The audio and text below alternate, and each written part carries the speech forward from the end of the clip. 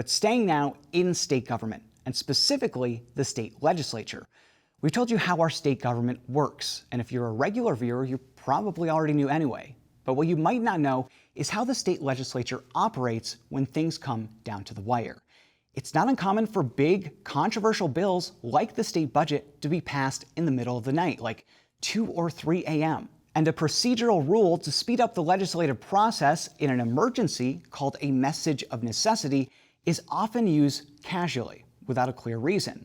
For some, those are ways to make the legislative process more efficient, but others say it reduces transparency in state government. That includes State Senator Jim Tedisco, who sponsors a bill aimed at that. We spoke this week about the bill and how it could change things at the state capitol. Senator Tedisco, thank you so much for being here. I appreciate it. My pleasure. It's good to get out of the rain a little bit here. I know. We're looking forward to some drier days here. Praying for some sun and a little bit less humidity. Exactly. Hopefully we'll get there. Yeah, I hope so. So this bill is actually a pretty simple bill, but the interesting thing about this bill that we're talking about is I think what's inside of the bill and the intent of the bill are things that the public has no idea about, because the bill is kind of targeted towards things that the public doesn't know anything about. I want to go over the first part first, which is something called messages of necessity. These are used when a bill is introduced, and usually a bill would have to age 3 days in the legislature. Right. The governor can issue a message of necessity that just bypasses that at all. So somebody could introduce a bill and 10 minutes later you could vote on it and pass it. What this bill would do would require lawmakers to have 2/3 of a majority in each chamber to accept that message of necessity and move forward with the bill. So talk to me about that. Why do you think that that is the right way to go? Why should it be 2/3 of people and not just kind of an automatic thing from the governor? Well, the bill itself is called the New York State Budget Transparency Act. Yes. And you know, we're not only public servants and senators and assembly people, we're representatives. And the real purpose of it is transparency. Yeah. You know, someone once said that in darkness, democracy dies, had a little bit to do with the Watergate issue. And that's a fact, and that's a truism. But in this case, you're right. The Constitution and our founders were very smart. They said, if you're a representative, you've got to have a bill on your desk and you've got to be able to read it. Right. In at least 3 days to give us the opportunity to read it. But they also said, you may need a message of necessity. Now, what is a necessity? It's an emergency. 99% of the time, they never use it as an emergency. Right. They use it as a message of convenience, not to have to answer to ourselves, who are the representatives, which should interact with the public so we can get their input, and the media, like yourself and others, who can report on it and tell us what direction it's going and what we should debate and the questions we should ask. So my bill tries to take care of those two areas and really provide a representative democracy approach where people, not senators, assembly people, and governors, are the most important part of this government. Now, you've been in the legislature for about 40 years now, first in the assembly for a long time, now you're in the state senate. How have you seen this evolve over time? Has it always been this way since you've been here, that they've used messages of necessity pretty liberally? I just passed a bill, VIP, Veterans Internship Program. It took me 10 years to get that bill to the floor, and I finally passed it this year. Believe it or not, I've had this bill for 12 years, okay? And for 12 years, in many cases, both sides of the aisle have used messages of necessity. Democrats would blame Republicans for late budgets, Republicans would blame Democrats.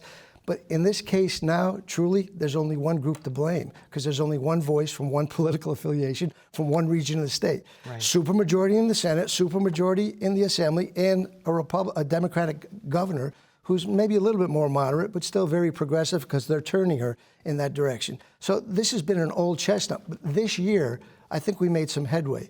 Because the other part of this whole thing, when I said in darkness, democracy dies, besides this message of necessity, where they give us an hour and a half and say, here's a 200-page budget document. And by the way, it's not only for the budget bills themselves, it's for extenders. Oh, yeah. They know 3-4 days in advance. They know a week in advance. They won't give it to us for an hour and a half before so we can read it. You only use message of necessity when it is a necessity, because it's supposed to be for an emergency like a terrorist attack, a financial disaster, an impending storm, maybe a pandemic. Yeah. You might want to have used it back when the pandemic was taking place, but not for the convenience of not having to answer questions. So yeah, it's been a long haul. We've talked about it a lot in the past, but this year we put so much pressure on them. They did most of the work between 8 a.m. and 12, but they still use that message of necessity really as a message of convenience. And that's a slap in the face to our constituents and to all the rank and file members as well as ourselves. Of course, when I say rank and file, the majorities have the bill way in advance of us. Yes. We're the ones who have to catch up. And that's an affront, I think, to the people who I said are most important in this representative democracy. And those are the constituents, the voters, and the people we represent, the taxpayers. Right. The majorities, as you mentioned, have a kind of ongoing conversation within their conferences about how the legislation is developing. So, but by the time that they get to it and have a deal, they kind of have an understanding of where it's headed or maybe what's going to be in it. The minorities don't get anything unless they're leaked something by another member or the media uncovers it. That being said, this is such a common practice in Albany to, as you said, I think intentionally a lot of the time, to shadow what's happening at the Capitol. The majorities are so entrenched in this. I think when Republicans were in the majority, as you said, they used it as two, Democrats did too. This bill, I should mention importantly, is a bipartisan bill. It's not being just led by one party. How do you convince everybody else who's so used to this system to come over to your side and see that you could work in a different way to benefit constituents? Yeah. Well, as I said, the most important, but also the most powerful individuals in this representative democracy are not senators, assemblymen, or governors. They're the public. Because I'm in the minority, my colleagues in the assembly are in the minority, all three parts of government are controlled by one body. And by the way, first time in 40 years that's the case, that they've controlled this. And they really have proven, Dan, they can't do a budget in a timely fashion because it was the latest budget in the last 10 years, 30 days late. So I think we have to do our best to harness the public and say, you have to put the pressure on them to help us get the message that you want some transparency. You want your elected officials not only to be senators, not only to be public servants and assembly people, you want them to be representatives. And a representative can only do that if they can tell them what's happening at the Capitol and get their input and find the direction they want their state to be taking it. That's not happening right now. So the second part of the bill would deal with when you work. As you mentioned before, you want to work or should work from 8 a.m. to 12 a.m. to midnight. This bill would say that the legislature can't pass a bill between midnight and 8 a.m. unless, again, there's a 2/3 majority of members who want to do that when there is an actual emergency at 3 a.m. Right. The timing element is interesting to me. Why just 12 a.m. to 8 a.m.? Why not go even from, you have to pass bills from 9 a.m. to 5 p.m.? Well, we want to give a reasonable amount of time because we don't want to rush the debate. Right. That's another part of transparency. Because they'd love to limit the debate on some issues that are controversial. That's a part of this whole thing. And that 2/3 vote is giving them a way to really have a message of necessity. If we said you couldn't do a 2/3 vote to override the message of necessity when it really is a terrorist attack or something like that, that would kind of be problematic. Sometimes there are real issues. Very rarely, I think, but on occasion, like we talked about the pandemic. But I think you need that debatable time. And sometimes we'll go, we each get 2 hours of debate. So if my 21 members took 2 hours, of course, that would go way past the 8 a.m. to 12. So I think it's reasonable to do that.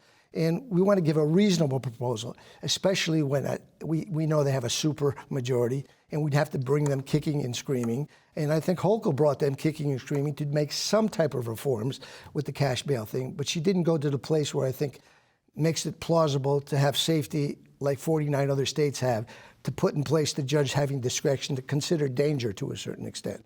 But yeah, I think 8 a.m. to 12 is reasonable. It allows us to debate, but it won't be in the middle of the night. The media can follow through and get a report the next day or the day after. And we can get back to the public, our constituents, which, as I said, they're the most important part of this representative democracy. Yeah, you know, the system in place right now is really designed in ways, as we've mentioned, to not be very transparent, to sometimes slip things kind of under the cover of darkness, if you will. It's a strategy that I've never quite understood because as a reporter, having to watch a debate at 2 a.m., I'm really not getting the information that's there unless I've had 8 hours of sleep beforehand. No. So for us as journalists too, it's tough to kind of have to tune in at 2 or 3 a.m. and decipher what you guys are talking about because it might be a part of the budget that I know nothing about. Know nothing about. Is there something I just thought about, and I've said it before? They like the media, my colleagues, both sides of the aisle. That's the way we get our messages across. And during an election period, that's how we get elected. We have press conferences. We tell them what we're supporting, what we've worked on, what we've done. So I say to my colleagues, here's the argument I make. If it's so good to do a budget bill, the most important thing we do, 2 or 3 or 4 a.m. in the morning on the floor when the TV camera has us on TV.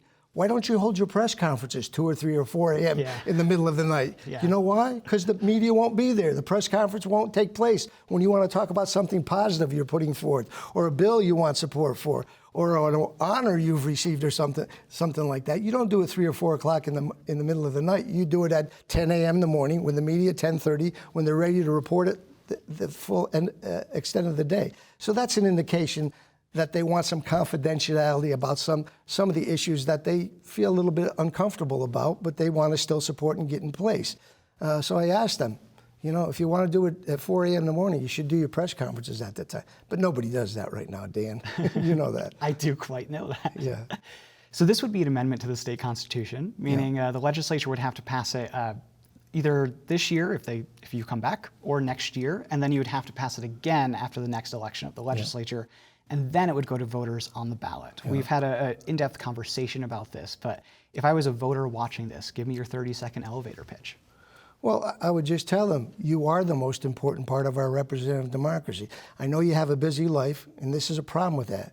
And when you have a lack of transparency, they don't sometimes even know this is a process that is not working. Right. This is the working process they use is not working, because I think every extender for a late budget, every budget bill itself this year was voted upon with a message of necessity. There was no reason for that, to rush it through, to not inform the public. So if you want representative democracy, call your governor, call your elected official, and tell my colleagues across the state, all sides, south, west, east, north, tell their elected officials and their constituents, relatives, friends, pass this bill so you have more transparency, so we involve more fully the most important part of this representative democracy, and that's the taxpayers and the voters. So that's the best we can do right now, because we do have that lack of transparency, and that's a key part of representative democracy. Right. Senator Jim Tedisco, thank you so much. Thanks for having me, Dan. An important issue. I appreciate you taking it up. Of course.